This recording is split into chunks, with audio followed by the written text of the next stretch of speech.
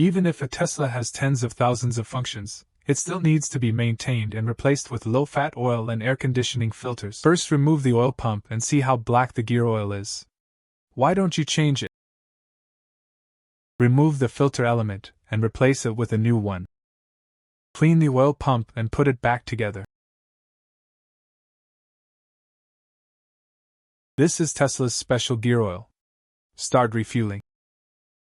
Take out the old green heart and replace it with a new air-conditioned green heart.